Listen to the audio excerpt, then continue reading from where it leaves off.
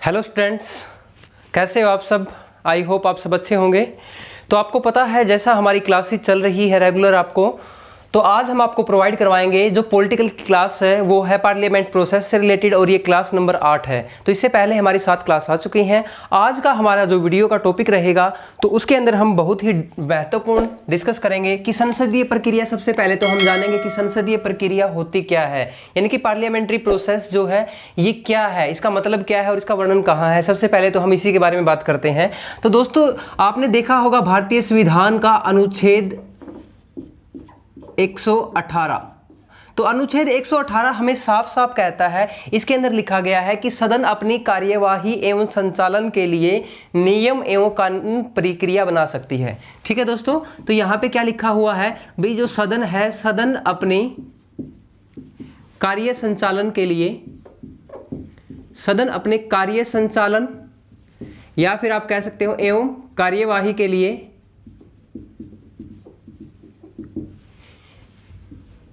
नियम एवं कानून प्रक्रिया बना सकती है। ठीक है, तो ये आपका वर्णन मिलता है, कानून प्रक्रिया बना सकती है। तो इसके बारे में वर्णन मिलता है अनुच्छेद 118 के अंदर, यानी कि पार्लियामेंट्री प्रोसेस क्या है, संसदीय प्रक्रिया क्या है। कि संसदीय प्रक्रिया का अगर हम देखें कि संसदीय प्रक्रिया के बारे में वर्णन जो मिलता है वो कहाँ मिलता है। संसदीय प्रक्रिया के बारे में हमें वर्णन मिलता है भारतीय संविधान के अनुच्छेद 118 में। ठीक है, तो संसदीय प्रक्रिया के बारे में यहाँ पे वर्णन मिलता है। तो सबसे पहले हम बात करें कि संसदीय प्रक्रिया की कि इसके अंदर क्या होता है, या फिर इसके अंदर सबसे पहले हम बात करेंगे कि पूरी की पूरी जो संसदीय प्रक्रिया है इसके अंदर आपकी सबसे पहले शुरुआत कैसे होती है, एक दिन की शुरुआत कैसे होती है या पूरे साल की शुरुआत कैसे होती है और इसका स्रोत क्या है। तो दोस्तों सबसे पहले मैं आपको बता देता हूं कि जो संसदीय प्रक्रिया है, संसदीय प्रक्रिया का वर्णन जैसे मैंने आपको बताया भारतीय संविधान के अनुच्छेद 118 के अंदर है। और संसदीय प्रक्रिया का जो स्रोत की अगर हम बात करें तो हमने जो संसदीय प्रक्रिया अपनाई है वो ब्रिटेन से अपनाई है, यानी कि ब्रिटेन से हमारी संसदीय प्रक्रिया ली गई है। तो ये भी आपका क्वेश्चन एग्जाम के अंदर बार बार रिपीट होता है, तो आपको पता है बिल्कुल इजी क्वेश्चन है और बार बार एग्जाम के अंदर बनता है। अब देखो दोस्तों, संसदीय प्रक्रिया की अगर मैं शुरुआत करूं तो इसको विभाजित किया गया है सत्र के अंदर, यानी कि जो भी आपकी संसदीय प्रक्रिया है, जो भी आपकी संसदीय प्रक्रिया है, इस संसदीय प्रक्रिया को विभाजित कर रखा है, बांटा गया है। किसके अंदर बांटा गया है, किसके अंदर विभाजित किया गया है, इसको सत्र के अंदर विभाजित किया गया है। यानी कि जो सदन के सत्र हैं उनके बारे में हम डिस्कस करने वाले हैं इसके अंदर। तो वेरी वेरी इंपॉर्टेंट है आज की हमारी वीडियो का जो टॉपिक रहेगा, इसी के ऊपर हम अच्छे से चर्चा करेंगे पूरी डिटेल के अंदर। आपने अभी तक पढ़ा होगा, ये शॉर्ट में ही ये सारी चीजें पढ़ी होंगी, लेकिन हम आपको बिल्कुल ब्रीफ लेके जाएंगे इसके बारे में। तो दोस्तों आप देख सकते हैं यहाँ पे सबसे पहले हम बात कर रहे थे संसदीय प्रक्रिया की, इसको सत्र के अंदर विभाजित किया गया है। अगर मैं सत्र की बात करूं तो सत्र का वर्णन मिलता है भारतीय संविधान के अनुच्छेद 85 के अंदर। तो अनुच्छेद 85 हमें क्या कहता है कि जो भी है सत्र है या फिर सत्रावसान है। ठीक है, सत्रावसान के बारे में, सत्र के बारे में, सत्र को आहूत कौन करता है। ठीक है, तो इनका सभी का वर्णन किसमें मिलता है, इनका सभी का वर्णन मिलता है आपका एवं विघटन भी कह सकते हो आप। सत्र का विघटन की अगर बात की जाए तो विघटन हो चाहे, तो इन सभी का वर्णन किसमें मिलता है, चाहे सत्र को सत्रावसान करना है, सत्र को आहूत करना है, विघटन करना है, तो इन सभी के बारे में सत्र से रिलेटेड जो वर्णन मिलता है वो भारतीय संविधान के अनुच्छेद 85 के अंदर मिलता है। तो ये सारी की सारी चीजें किसके ऊपर है, चाहे सत्र को विघटन करना हो, चाहे सत्रावसान करना है या फिर सत्र को आहूत करना है, तो ये सारी बातें हमें मिलती हैं भारतीय संविधान के अनुच्छेद 85 के अंदर। एक बार आपको इतना नोट कर लेना है। इसके बाद हम बात करेंगे कि जो सत्र है संसद के या सदन के जो भी सत्र होते हैं हमारे, वो कौन कौन से होते हैं। ठीक है, तो संसद के अंदर जैसा आपको पता भी है 2 सदन होते हैं, एक राज्यसभा होती है, एक लोकसभा होती है। तो सदन के जो सत्र है उनके बारे में हम डिस्कस करेंगे, तो कौन कौन से हैं। एक बार जल्दी से स्क्रीनशॉट ले लीजिए, आगे देखते हैं। आपने स्क्रीनशॉट ले लिया होगा आई थिंक। अब देखो आगे देखते हैं जो सदन के सत्र हैं उनके बारे में। तो सदन के जो सत्र हैं उनके बारे में हम थोड़ा सी चर्चा करेंगे यहाँ पे। तो मुख्य रूप से अगर हम बात करें तो 3 सत्र हैं। ठीक है दोस्तों, मुख्य रूप से अगर हम बात करें तो 3 सत्र हैं। तो सत्र कौन कौन से होते हैं उसके बारे में अब हम चर्चा करेंगे। सबसे पहला जो सत्र है हम बात करेंगे उसके बारे में, वो होता है बजट सत्र। ठीक है, बजट सत्र। उसके बाद हम बात करेंगे सेकंड के बारे में, जो दूसरा सत्र होता है वो होता है आपका मानसून सत्र। मानसून सत्र। ठीक है। और तीसरा और अंतिम जो सत्र होता है वो होता है शीतकालीन सत्र, ठीक है, शीतकालीन सत्र। अब देखो यहां से सबसे पहला क्वेश्चन जो इन सत्र से बनता है वो क्या बनता है, ठीक है। सबसे पहला क्वेश्चन जो बनता है सत्र से वो क्या बनेगा, तो वो क्वेश्चन बनेगा कि जो ये बजट सत्र है, ये सत्र इस सत्र का प्रारंभ कब होता है और इसकी समाप्ति कब होती है, तो इसका टाइम पीरियड कब है। तो इसके टाइम पीरियड की अगर मैं बात करूं दोस्तों, जैसे आपको पता है सबसे पहला अगर साल का महीना होता है वो जनवरी होता है, तो जनवरी के बाद जो दूसरा महीना होता है, ठीक है, यानी कि 2 सदन है और दूसरे सदन की शुरुआत, यानी कि दोनों सदनों की जो शुरुआत करनी है वो दूसरे महीने से करनी है। तो आपको ऐसे याद रख लेना है कि जो सदन है वो हमारे सदन 2 है, एक लोकसभा है एक राज्यसभा, टोटल 2 है, तो 2 सदन है, तो इसीलिए हम बजट सत्र की शुरुआत भी दूसरे महीने से करेंगे। तो दूसरा महीना कौन सा है दोस्तों, फरवरी है, ठीक है। तो फरवरी से चलेगा ये, और फरवरी से कब तक चलता है, यानी कि ये आपका सेकंड मंथ होता है, ठीक है, सेकंड मंथ से चलेगा ये, और सेकंड मंथ से लेके ये कब तक चलेगा, ये आपका चलेगा वर्तमान, यानी कि जो अभी मई चल रहा है, मई तक चलता है, यानी कि ये आपका 5th मंथ तक चलता है, ठीक है दोस्तों। तो आप इसको देख सकते हैं यहाँ पे, यानी कि 2 से लेके 5 महीने तक चलता है, दूसरे महीने से लेके 5 महीने तक, टोटल ये आपका 4 महीने चलता है, फरवरी, मार्च, अप्रैल, मई। तो ये आपका कह सकते हो आप। इसके बारे में एक बार टाइम पीरियड लिखते हैं, फिर इनके क्वेश्चंस के बारे में डिस्कस करेंगे। उसके बाद हम आगे बात करते हैं मानसून सत्र की। मानसून सत्र का जो टाइम पीरियड है, देखो मई के बाद सबसे पहले हमने कौन सा महीना छोड़ा है यहाँ पे, जनवरी को हमने छोड़ दिया है। जनवरी हमने काउंट नहीं किया, क्योंकि कम से कम आपको याद कैसे रखना है भाई, 2 सत्र होते हैं, तो 2 सत्र होते हैं तो कम से कम दूसरे महीने से शुरुआत करेंगे इसकी। तो हमने यहाँ पे जनवरी को छोड़ दिया है। अब देखो यहाँ पे क्या आ गया, मई के बाद अब हम अगला महीना फिर छोड़ देंगे। कौन सा होता है अगला महीना, जून होता है, ठीक है। तो जून के अंदर भी कोई सत्र नहीं होता, ठीक है। अब जून के बाद जो सत्र होता है वो कौन से महीने में होता है, वो जुलाई के अंदर होता है, और जुलाई के अंदर आपको पता है कि भारत में मानसून आ जाता है जुलाई के अंदर। तो जुलाई से लेके मानसून आपका कब तक चलता है, जुलाई, अगस्त, सितंबर, यानी कि सितंबर तक चलता है आपका ये। तो आप कह सकते हो जुलाई से लेके सितंबर आपका 3 महीने तक चलता है, ये आपका विंटर सेशन जिसको आप बोलते हो, मानसूनी सत्र आपका जो होता है, तो वो होता है आपका ये जुलाई से सितंबर। अब उसके बाद हम बात करते हैं शीतकालीन सत्र की। अगर मैं बात करूं तो शीतकालीन जो सत्र है आपका, ये आपका टाइम पीरियड इसका कब रहेगा, तो शीतकालीन जो सत्र है, अब देखो जुलाई से सितंबर के बाद कौन सा महीना आता है, यहाँ पे अक्टूबर आएगा, अक्टूबर, ठीक है। अब अक्टूबर को भी हम यहाँ पे नहीं बुलाएंगे, यानी कि अक्टूबर के अंदर भी जो संसद के जो सत्र होते हैं वो नहीं लगता आपका, यानी कि संसद के जो सत्र होते हैं वो आपके अक्टूबर में नहीं चलता, जून में नहीं चलता और जनवरी में नहीं चलता, ठीक है। तो आप इसको याद रख लेंगे। कैसे याद रखेंगे, यानी कि प्रत्येक, जैसे पहला महीना है, पहले महीने के बाद आपका फरवरी से मई तक चलेगा, उसके बाद फिर आपका बीच में 1 महीने की छुट्टी हो गई, फिर जुलाई से सितंबर चला, फिर 1 महीने की छुट्टी हो गई, और उसके बाद फिर चलेगा आपका अक्टूबर के बाद क्या आता है दोस्तों, अक्टूबर के बाद आता है आपका नवंबर, ठीक है, नवंबर, यानी कि नवंबर से लेके दिसंबर तक। अब नवंबर से लेके दिसंबर तक चला, तो दिसंबर के बाद फिर क्या आएगा, दिसंबर के बाद आपको पता है जनवरी आएगी, तो जनवरी के अंदर नहीं चलता, और जनवरी वाला मैंने मेंशन कर भी दिया है, ऊपर भी कर दिया है, यहां भी कर दिया है, यानी कि ये कहां चलता है, सिर्फ आपका अक्टूबर में, जून में और जनवरी को छोड़ के, यानी कि 3 महीने इसकी छुट्टी रहती है, और 3 सत्र जो चलते हैं, 3 ही सत्र होते हैं इसके, और 3 सत्र क्या करते हैं, बीच में 1-1 महीने का गैप दे देते हैं इनके अंदर, उस दौरान चलते हैं आपके ये।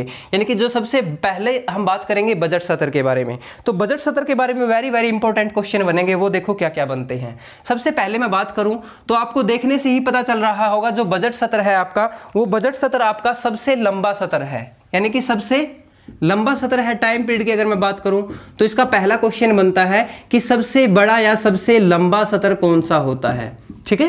तो सबसे बड़ा या सबसे लंबा सत्र कौन सा होता है, आपका बजट सत्र होता है, पहली बात। दूसरा क्वेश्चन क्या बनेगा इससे दूसरा क्वेश्चन बनेगा कि वर्ष का प्रथम सत्र कौन सा होता है, तो साल का पहला सत्र, तो साल का प्रथम सत्र कौन सा होगा, ये साल का प्रथम सत्र भी होगा।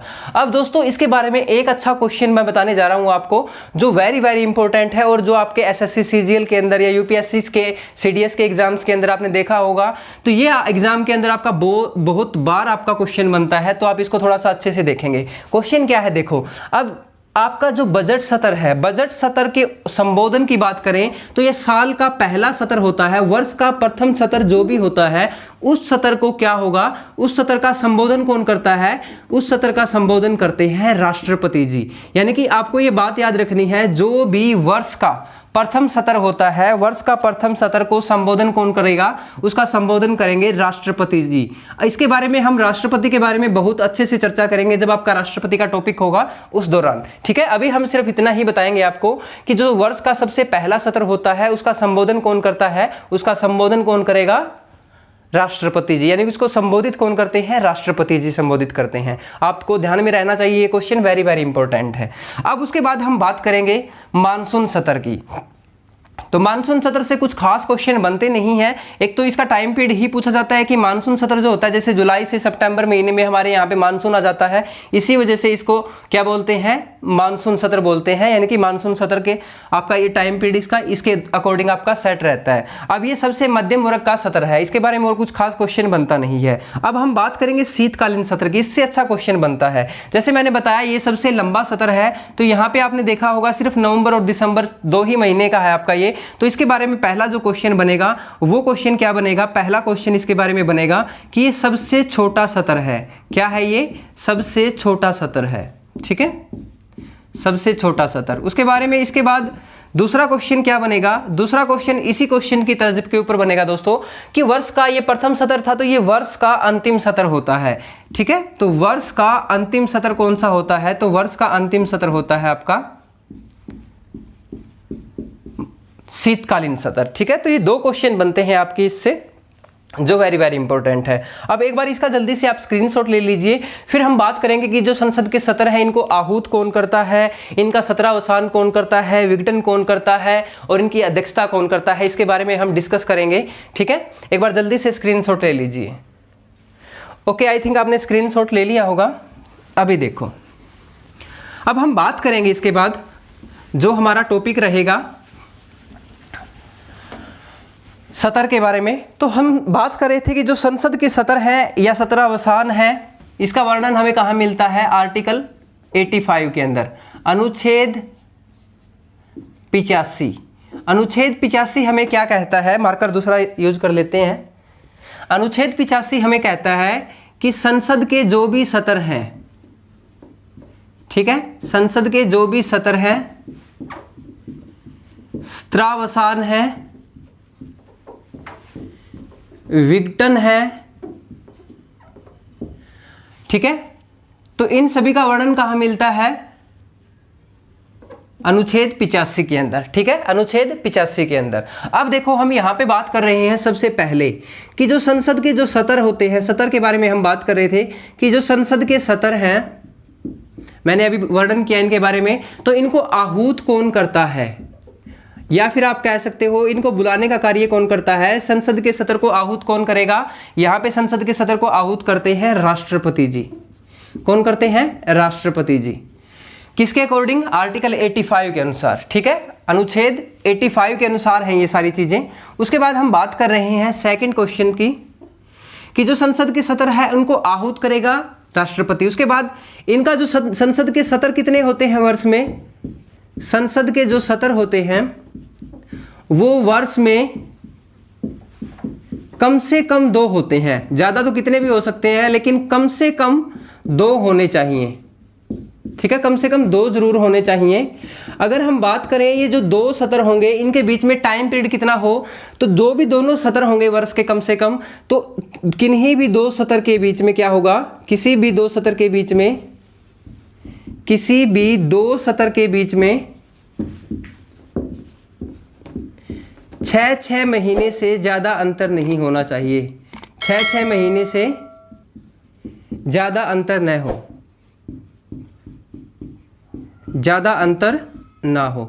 यानी कि आपको इनका जो टाइम पीरियड दिया गया है, तो इनका टाइम पीरियड ऐसा है कि कम से कम आपके 2 वर्ष के अंदर होने चाहिए सत्र, और कोई भी 2 आपके सेशन है, कोई भी 2 आपके सेशन चल रहे हैं, उनके बीच में जो मिनिमम टाइम पीरियड है तो वो आपका मिनिमम 6 महीने है। 6 महीने, सॉरी, मैक्सिमम 6 महीने है।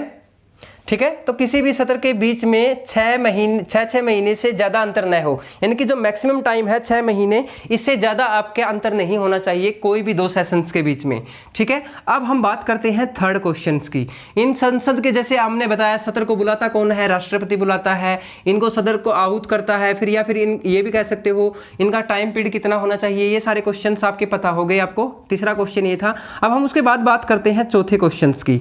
ये जो संसद के सत्र हैं, अगर वो प्रथम सत्र है, ठीक है, वर्ष का कोई भी प्रथम सत्र है, वर्ष का अगर प्रथम सत्र है, प्रथम सत्र को संबोधित कौन करता है?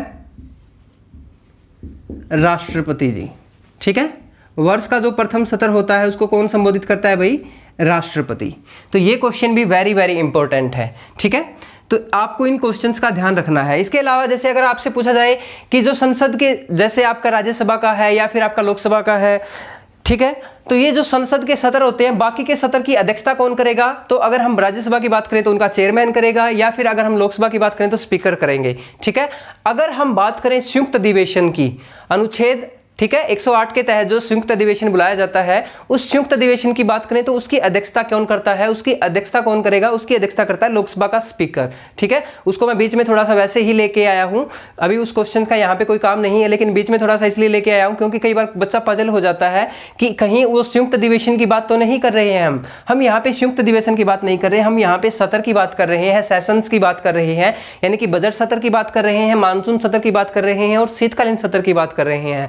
अगर इनकी हम तीनों की बात करें तो इनका जो प्रथम स्तर होता है उसका तो संबोधन राष्ट्रपति जी करते हैं, बाकी का संबोधन अगर राज्यसभा के अंदर है तो वो चेयरमैन जी करेंगे, सभापति करेंगे, अगर लोकसभा के अंदर है तो लोकसभा के स्पीकर करेंगे। तो ये बात भी आपको थोड़ा सा याद रखनी है माइंड के अंदर। अब देखो इनका एक बार इनको ही नोट कर लीजिए, उसके बाद हम आगे थोड़ा सा करते हैं इनके बारे में क्वेश्चंस का डिस्कस।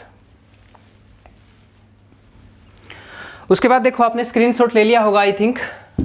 अब हम बात करेंगे, जैसे अभी हमने किया है कि पूरे के पूरे वर्ष की जो संसद की कार्यवाही होती है वो कैसे होती है, यानी कि अब हमें पता लग गया कि प्रत्येक वर्ष की अगर हम बात करें या फिर किसी भी वर्ष की बात करें तो पूरे वर्ष के अंदर जो संसद की कार्यवाही चलती है उसका क्रम क्या था। तो ये जो हमने किया, जो संसद का क्रम था वो वार्षिक क्रम किया था, यानी कि संसद का वार्षिक क्रम, कार्यवाही क्रम किया है। अब हम करेंगे संसद का दैनिक कार्यक्रम। तो दैनिक कार्यक्रम का मतलब क्या है कि जो हमारी पार्लियामेंट है उस पार्लियामेंट के अंदर जो प्रोसेस है, यानी कि पार्लियामेंट्री प्रोसेस है, वो 1 डे की करेंगे। एक दिन की जो कार्यवाही होती है, पार्लियामेंट्री प्रोसेस होती है, तो वो क्या होती है, उसके अंदर क्या क्या होता है, तो उसके बारे में डिस्कस करेंगे, ठीक है। तो संसद का दैनिक क्रम हम बोल सकते हैं कि जो 1 डे है, 1 डे पार्लियामेंट्री प्रोसेस।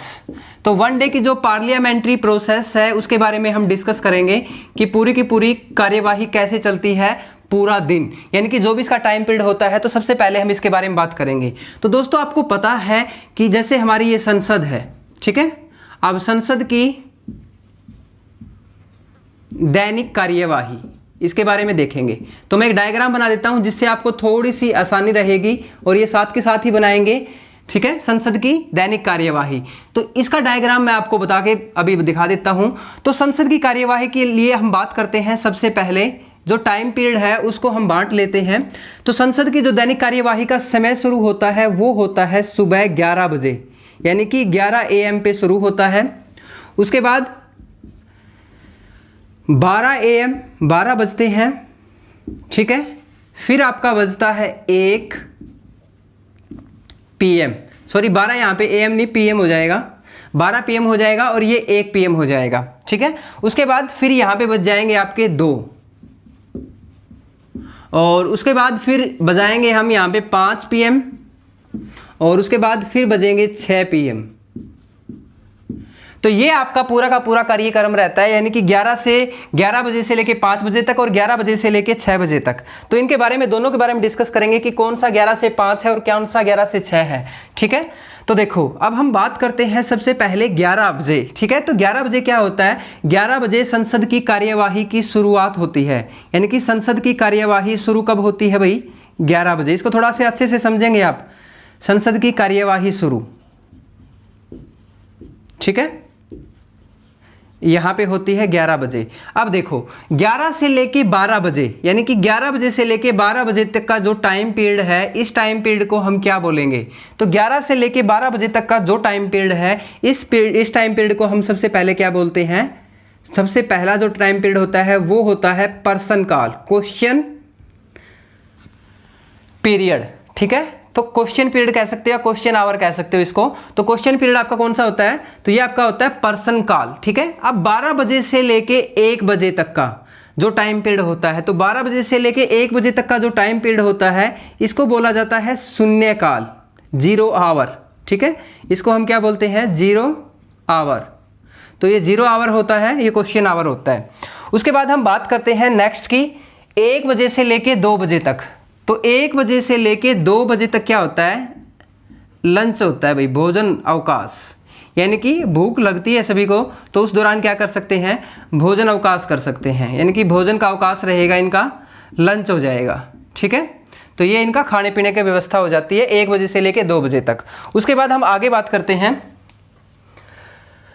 2 से लेके अगर 5 बजे तक की जो कार्यवाही मैं बात करूं, इसके ऊपर क्या होती है? इस कार्यवाही के दौरान डिबेट होती है। ठीक है, इस कार्यवाही के अंदर डिबेट होती है, या फिर जो भी आपका बिल पास होना होता है, या जो भी यहाँ पे बिल पास के रिगार्डिंग, या डिबेट यानी कि डिबेट कह सकते हो आप, चर्चा होती है जो भी।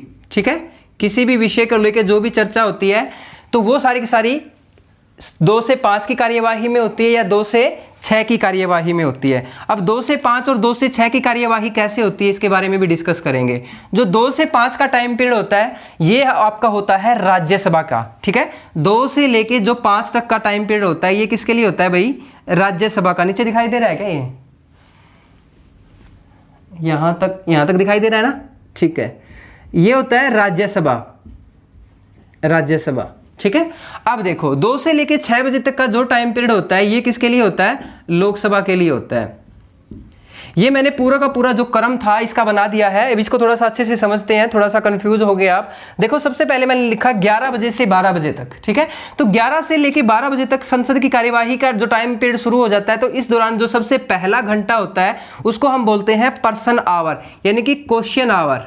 ठीक है, इसके दौरान क्या होता है? प्रश्न पूछे जाते हैं। तो अभी प्रश्न काल के बारे में हम आगे डिस्कस करेंगे, बिल्कुल ब्रीफ में डिस्कस करेंगे पूरा का पूरा।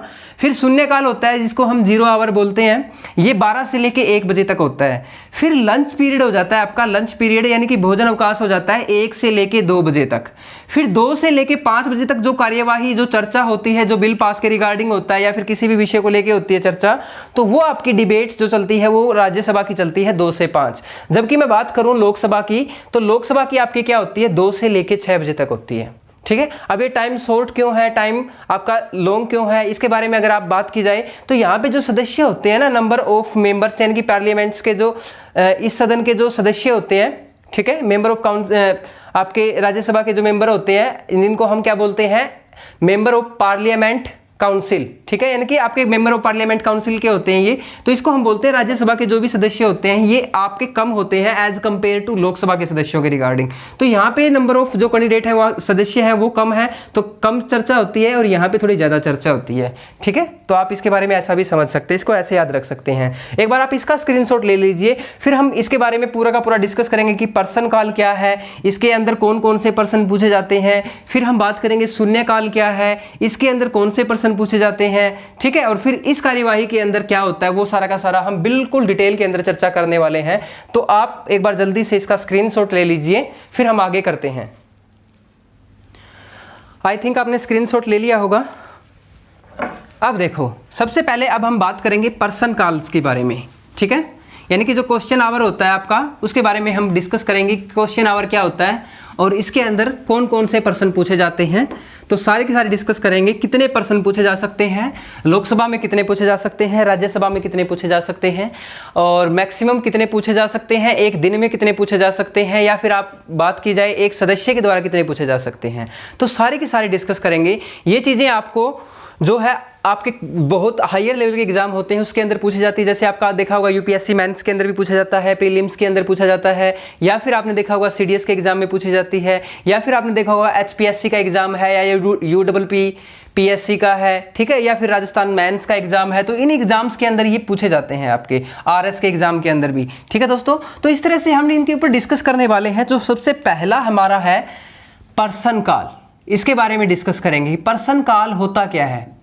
तो सबसे पहला मैं बात करता हूं क्वेश्चन आवर की। तो क्वेश्चन आवर यानी कि पर्सन काल हम किसे बोलते हैं? तो संसद की जो कार्यवाही है, ठीक है, संसद की कार्यवाही का पहला घंटा, ठीक है, संसद की कार्यवाही का, सदन की कह सकते हो आप, संसद की भी बजाय सदन की ठीक रहेगा थोड़ा सा।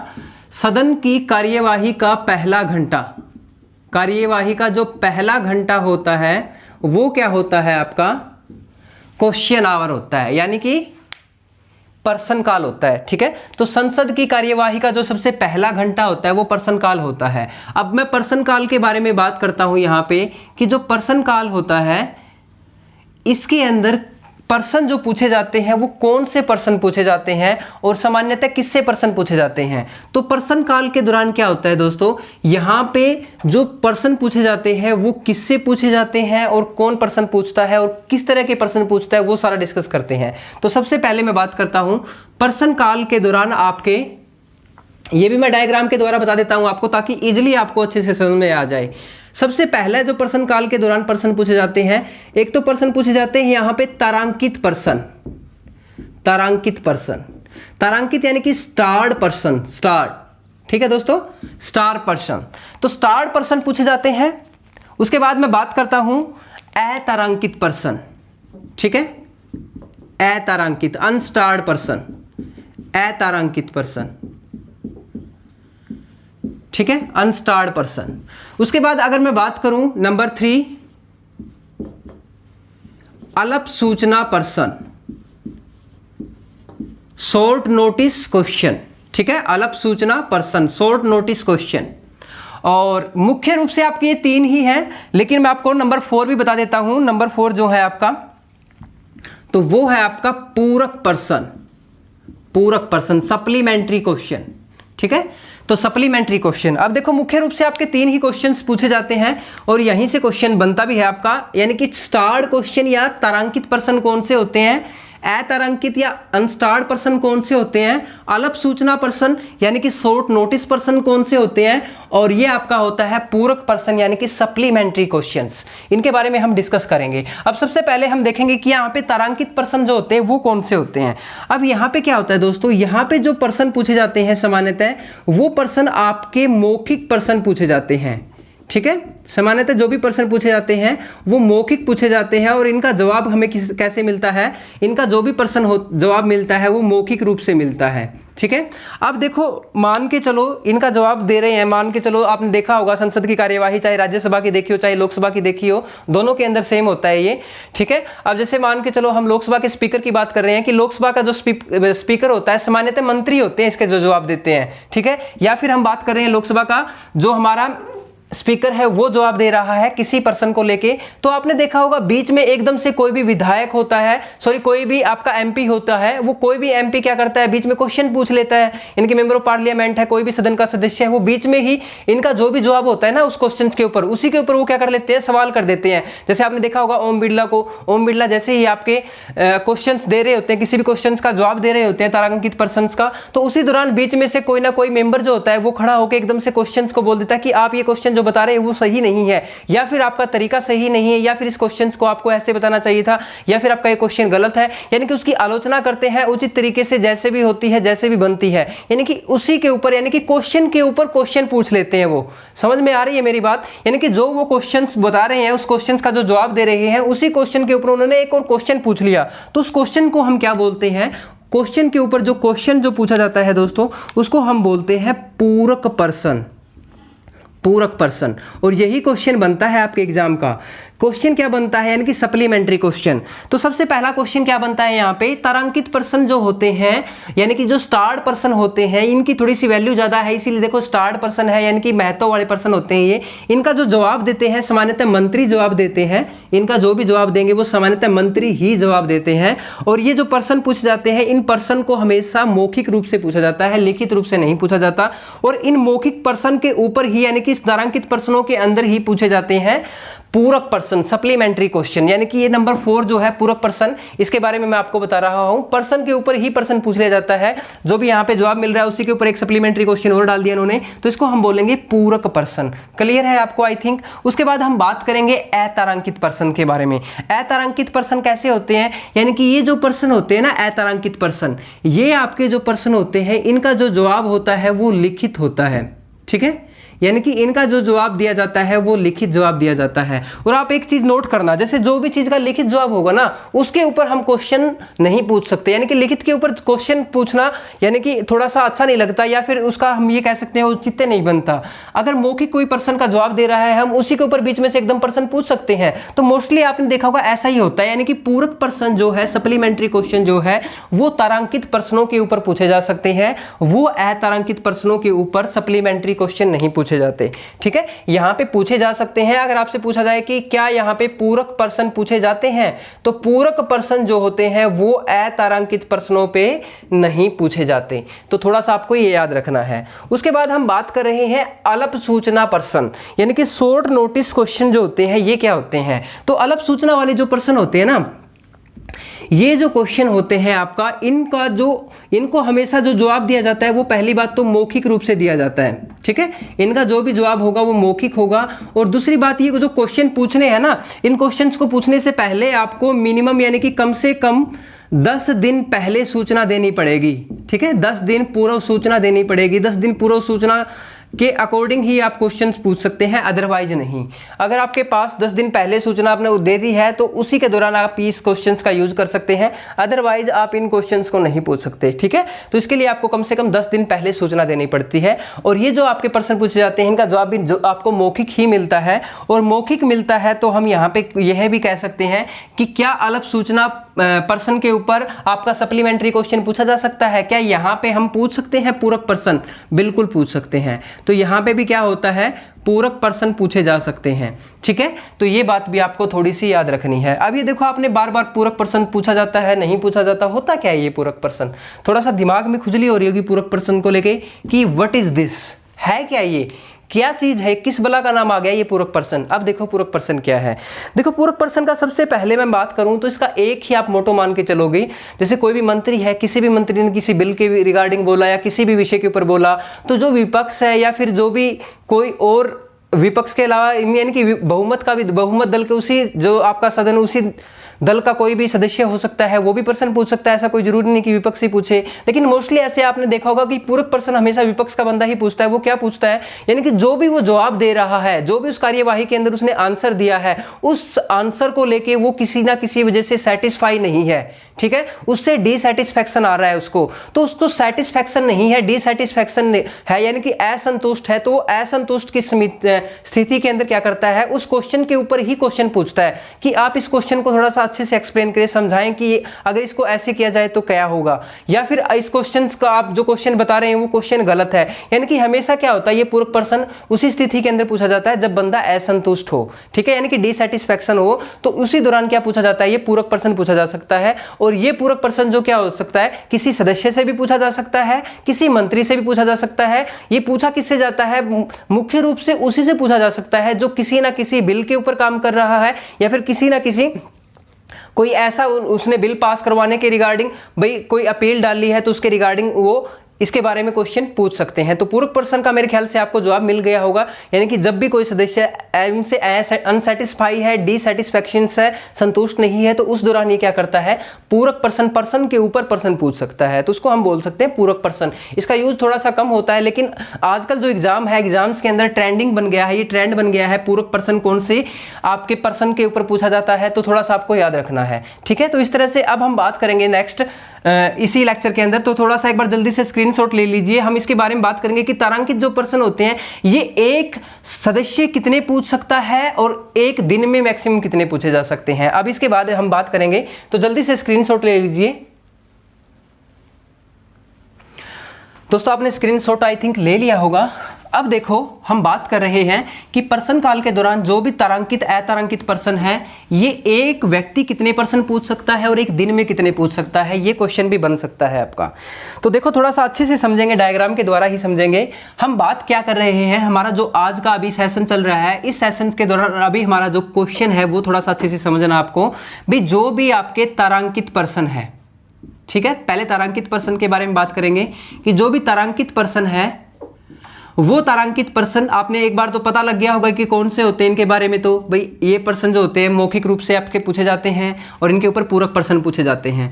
तारांकित प्रश्न की मैं बात करूं राज्यसभा को लेके, भाई एक दिन के अंदर राज्यसभा में कितने प्रश्न पूछे जा सकते हैं और लोकसभा के अंदर एक दिन में कितने प्रश्न पूछे जा सकते हैं, ठीक है, ये बात करेंगे। उसके बाद अगर मैं बात करूं तारांकित प्रश्न को लेके, राज्यसभा के अंदर एक सदस्य, पहले राज्यसभा की बात करते हैं।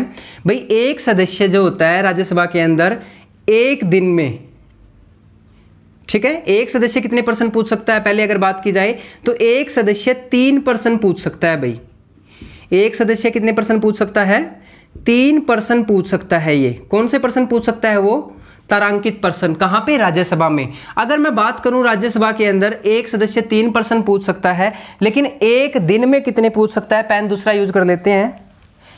एक सदस्य 3 प्रश्न पूछ सकता है, लेकिन प्रतिदिन, पूरे दिन की अगर मैं बात करूं तो प्रतिदिन ये 15 प्रश्न पूछे जा सकते हैं, ठीक है, प्रतिदिन 15 प्रश्न पूछे जा सकते हैं।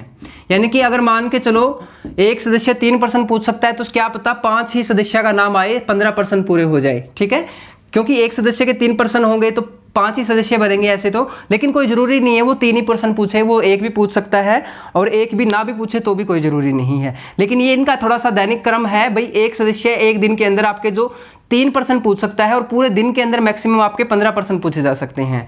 उसी के अकॉर्डिंग हम बात करेंगे कि लोकसभा के अंदर, तो लोकसभा की अगर मैं बात करूं, लोकसभा के अंदर एक जो सदस्य होता है वो एक ही प्रश्न पूछेगा, ठीक है, एक सदस्य एक ही प्रश्न पूछ सकता है लोकसभा के अंदर, ठीक है। और अगर हम बात करें प्रतिदिन लोकसभा के अंदर 20 प्रश्न पूछे जा सकते हैं, ठीक है। अब यहां पे ज्यादा क्यों पूछे जा सकते हैं, वही बात फिर आ गई, ठीक है, क्यों, क्योंकि भाई लोकसभा के अंदर जो सदस्यों की संख्या है ना वो ज्यादा है और राज्यसभा के अंदर कम है, ठीक है। इसी वजह से यहाँ पे 20 प्रश्न पूछे जा सकते हैं मैक्सिमम, और यहाँ पे मैक्सिमम 15 प्रश्न पूछे जा सकते हैं। ये तो बात कर ली हमने तारांकित प्रश्नों की। अब हम बात करते हैं अतारांकित प्रश्नों की, ठीक है, अतारांकित प्रश्नों की।